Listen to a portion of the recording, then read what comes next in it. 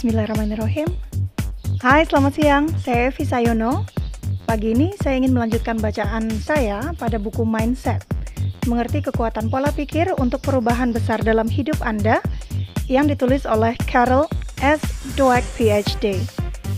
Buku ini dialihbahasakan dari buku Mindset, The New Psychology of Success oleh Carol S. Dweck, PhD di tahun 2008 dan diterbitkan oleh Ballantine Books. Buku yang saya baca ini adalah buku edisi berbahasa Indonesia yang diterbitkan oleh PT Bentang Aksara Cahaya atau PT Baca pada tahun 2017. Hari ini saya akan membacakan bab 7 yang berjudul Anak-anak Mempelajari Pesan Itu, mulai dari halaman 276 sampai dengan halaman 281. Baiklah, mari kita mulai. Selamat mendengarkan. Halaman 276. Kami mencintaimu, nak, sesuai syarat-syarat kami. Ini bukan sekedar aku menilaimu, melainkan aku menilaimu dan aku akan mencintaimu jika kamu berhasil sesuai syarat-syaratku. Kami maksudnya di sini adalah Carol Dweck dan timnya ya. Kami telah meneliti anak-anak dari usia 6 tahun hingga usia kuliah. Mereka yang memiliki mindset tetap merasa bahwa orang tua mereka tidak akan mencintai dan menghormati mereka, kecuali mereka memenuhi aspirasi-aspirasi orang tua. Para mahasiswa itu mengatakan, halaman 277. Saya sering merasa sepertinya orang tua saya tidak akan menghargai jika saya tidak sesukses yang mereka inginkan. Atau orang tua saya mengatakan bahwa saya bisa menjadi apapun yang saya sukai, tetapi jauh di lubuk hati saya merasa mereka tidak akan setuju dengan saya, kecuali jika saya menjalani profesi yang mereka kagumi.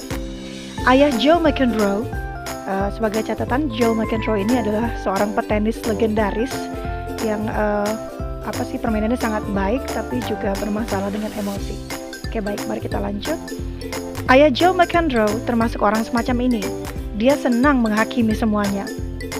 Semuanya dinilai secara hitam putih, dan dia selalu memberi tekanan.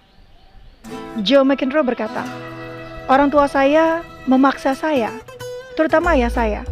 Sepertinya dia hidup demi karir junior saya yang sedang berkembang. Saya ingat ketika mengatakan kepada ayah bahwa saya tidak menikmati karir ini. Saya katakan, apakah ayah harus datang ke setiap pertandingan? Apakah ayah harus datang ke latihan ini? Tidak bisakah ayah melepaskannya?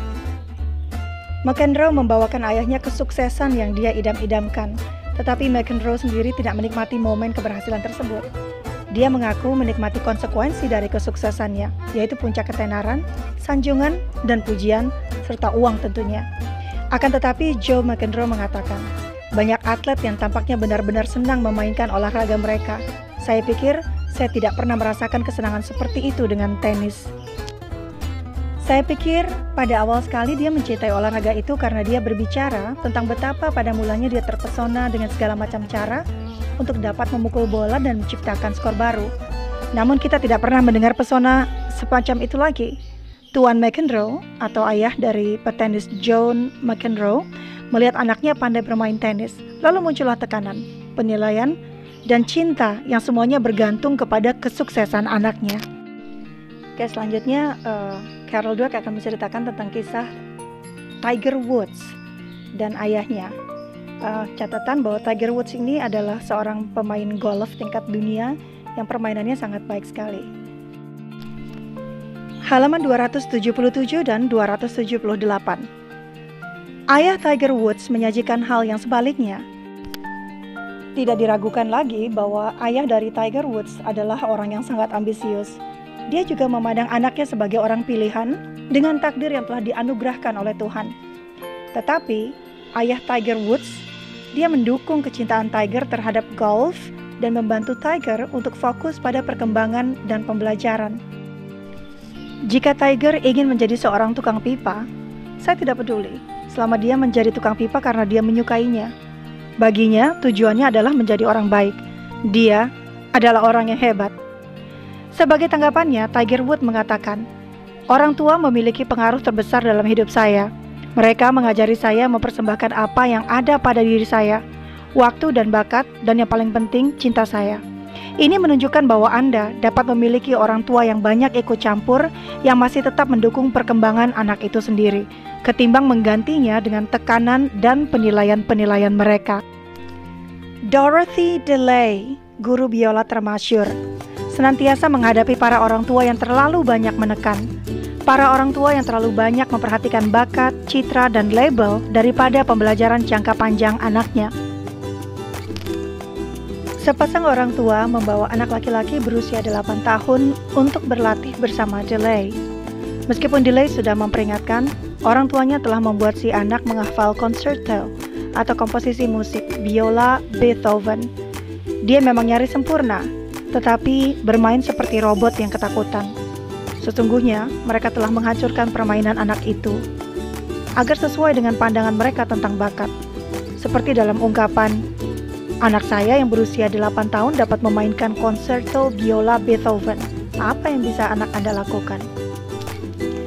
DeLay menghabiskan waktu berjam-jam bersama seorang ibu yang bersikukuh bahwa sekarang adalah saat yang tepat bagi putranya untuk bisa dikontrak oleh agensi bakat yang unggul. Sementara DeLay beranggapan bahwa ini belum saat yang tepat. Tetapi apakah dia mengikuti nasihat DeLay? Tidak. Untuk sementara DeLay memperingatkan bahwa anaknya tidak menguasai cukup banyak lagu. Alih-alih memperhatikan nasihat pakar dan mendukung perkembangan putranya, sang ibu bahkan menolak untuk percaya bahwa siapapun dapat mengecilkan orang berbakat seperti anaknya karena alasan yang ramah semacam ini. Jadi ibunya menganggap bahwa nggak mungkin anaknya ditolak oleh agensi berbakat. Anaknya kan udah keren gitu ya. Dan alasan bahwa kurang cukup banyak menghafal lagu itu dianggap sebagai alasan yang remeh oleh ibunya. Padahal Dorothy DeLay menganggap anaknya harusnya bisa latihan lebih banyak lagu terlebih dahulu. Kisah berikutnya yang diceritakan oleh Dweck ingin menceritakan bahwa ada satu cerita lagi yang justru kebalikannya. Halaman 279. Hal tersebut berkebalikan dengan Ibu Yura Lee. Nyonya Lee selalu duduk dengan tenang selama mengikuti pelajaran Yura, tanpa ketegangan dan kecemasan dalam mencatat sebagaimana sebagian orang tua lain. Nyonya Lee tersenyum, dia bergoyang mengikuti musik dan dia menghibur diri sendiri. Hasilnya, Yura tidak mengembangkan kecemasan atau tidak memiliki rasa tidak aman. Sebagaimana rasa tidak aman yang dimiliki oleh anak-anak yang orang tuanya terlalu banyak berharap dan suka menghakimi. Yura mengatakan, saya selalu bahagia ketika bermain, maksudnya bermain biola. Baik, part berikutnya masih di halaman 279. Hal-hal ideal. Bukankah wajar jika orang tua menetapkan tujuan-tujuan dan memiliki hal-hal yang dianggap ideal untuk anak-anak mereka? Ya, tetapi sebagian hal ideal itu membantu, sedangkan sebagian lainnya tidak. Kami pernah meminta mahasiswa untuk menjelaskan hal-hal yang mereka anggap ideal tentang mahasiswa yang sukses. Dan kami meminta mereka menjelaskan bagaimana mereka dapat menjadi sebaik hal ideal tersebut. Para mahasiswa bermindset tetap menggambarkan hal-hal ideal yang tidak dapat dijangkau. Anda memilikinya atau tidak?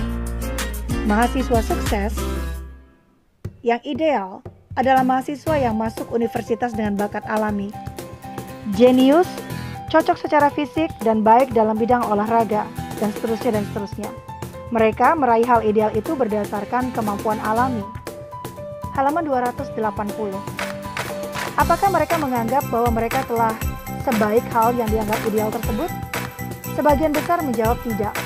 Bahkan mereka mengatakan bahwa hal-hal ideal ini telah mengganggu pikiran mereka, membuat mereka suka menunda-nunda, membuat mereka menyerah, dan membuat mereka tertekan. Semangat juang mereka hancur karena hal ideal tidak pernah kesampaian. Sementara itu, para mahasiswa bermindset tumbuh menjelaskan hal-hal yang dianggap ideal sebagai berikut. Seorang mahasiswa sukses adalah yang tujuan utamanya mengembangkan pengetahuan dan cara berpikir tentang dunia serta cara mereka meneliti dunia. Mereka tidak melihat nilai atau peringkat sebagai tujuan akhir, tetapi sebagai jalan untuk terus berkembang. Atau, mahasiswa yang ideal menghargai pengetahuan karena pengetahuan itu sendiri, juga karena kegunaan-kegunaannya.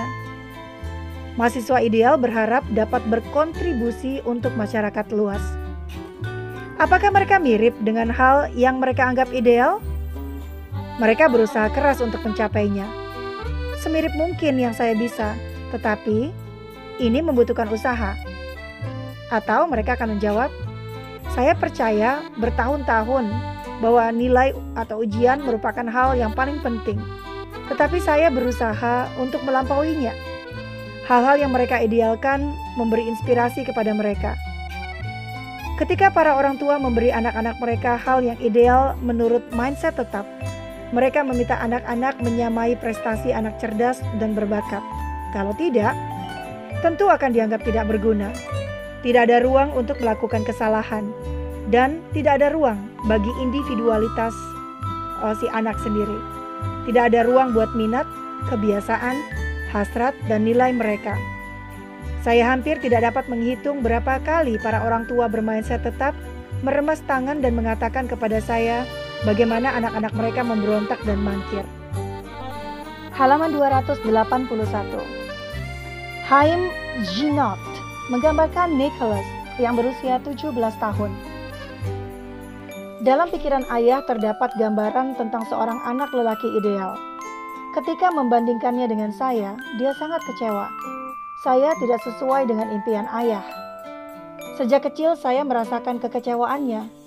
Dia berusaha menyembunyikannya, tetapi keluar dengan ratusan cara yang sepele. Dalam nada suaranya, ungkapannya, kebisuannya. Dia berusaha keras untuk menjadikan saya sebagai salinan dari mimpi-mimpinya. Ketika gagal, dia menyerahkannya kepada saya. Tetapi dia telah meninggalkan luka yang dalam, rasa gagal yang permanen. Ketika para orang tua membantu anak-anak membangun hal ideal berdasarkan pikiran berkembang, mereka memberi anak-anak sesuatu yang dapat mereka perjuangkan. Orang tua juga memberi anak-anak ruang untuk berkembang, ruang untuk tumbuh menjadi manusia utuh yang akan memberikan kontribusi kepada masyarakat dengan cara yang membuat mereka bahagia. Saya jarang sekali mendengar orang tua bermindset tumbuh mengatakan, "Saya kecewa dengan anak saya." Tetapi dengan memancarkan senyum, mereka mengatakan, "Saya kagum dengan anak saya yang telah berhasil menjadi pribadi yang luar biasa." Segala hal yang saya katakan mengenai orang tua juga berlaku untuk para guru. Tetapi para guru memiliki pertimbangan tambahan. Mereka menghadapi kelas-kelas yang berisi banyak siswa dengan keterampilan yang berbeda-beda, di mana mereka tidak ikut ambil bagian dalam proses pembelajaran sebelumnya. Bagaimana cara terbaik untuk mendidik siswa-siswa ini? Baiklah, itu adalah akhir dari bacaan saya siang hari ini. Bagian tentang guru, apa yang membuat guru adalah pendidik yang hebat yang ada di halaman 282 sampai 283 akan dibacakan esok hari nanti. Baiklah, sekali lagi saya mengucapkan terima kasih atas waktu teman-teman telah menyempatkan untuk mendengarkan bacaan saya di siang hari ini. Buku yang saya baca judulnya Mindset karya Carol S. Dweck PhD, bab 7. Besar harapan saya semoga apa yang kita dengarkan di siang hari ini dapat memberikan manfaat jangka panjang, baik untuk kita sebagai orang tua maupun anak-anak kita nantinya. Terima kasih sudah mendengarkan, sampai jumpa lagi di bacaan berikutnya di lain kesempatan. Selamat siang, selamat berkarya, dah!